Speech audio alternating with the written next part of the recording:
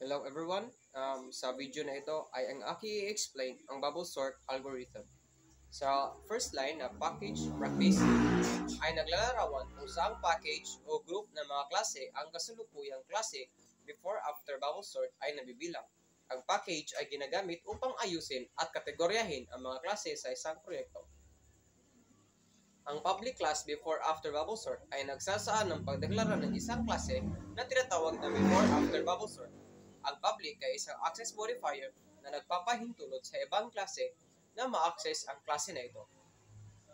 Ang public static void main string args ay ang pangunahing method na tinatawag kapag inilulunsad ang program. Ito ang entry point ng programa. Ang int array is equals 20, negative 15, 25, negative 10, 15, 0, negative 5, negative 20, 10 at 5 ay isang array na tinatawag na R, ang array ng isang pabansang data structure na naglalaman ng mga elementong pare-pareho ang data type. Ang system.out print line array before bubble sort ay naglalabas ng mensahe sa console output na nagpapakita kung ano ang laman ng array bago ito masort. Ang print array ay tinatawag ang method para ipakita ang nilalaman ng array bago ang sorting. Ang bubble sort R, tinatawag ang bubble sort method para simulan ang bubble sort algorithm sa array. Ang system.out print line array after bubble sort ay naglalabas ng mensahe sa console output na nagpapakita kung ano ang laman ng array pagkatapos itong masort.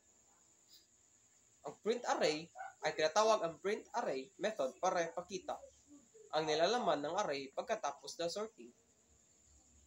Ang static void bubble sort int r ay nagdedeklara ng isang method na tinatawag na bubble sort na may parameter na isang array ng mga integer.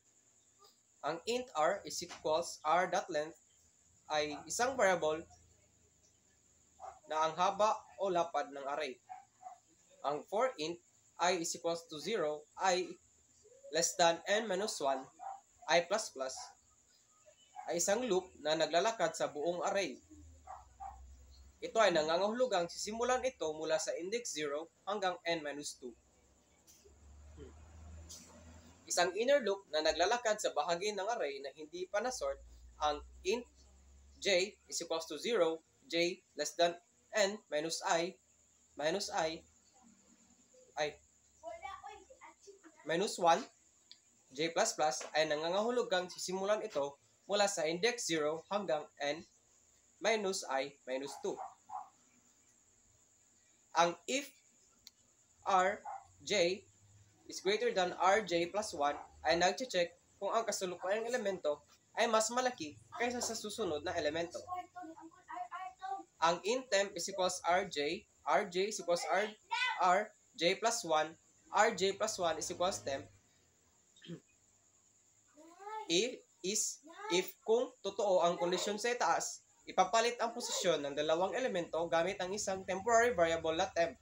Ito ang kritikal na bahagi ng bubble sort algorithm na nagpapalit ng mga elemento hanggang maging maayos ang kanilang pagkakasunod-sunod.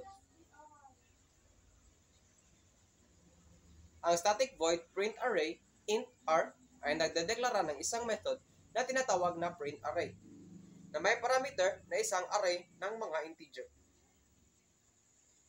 Ang for int value r system.out print value plus.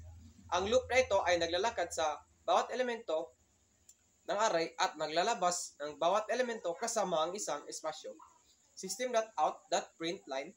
Ang system.out.println ay naglalabas ng bagong linya sa console output matapos mailabas ang lahat ng elemento ng array.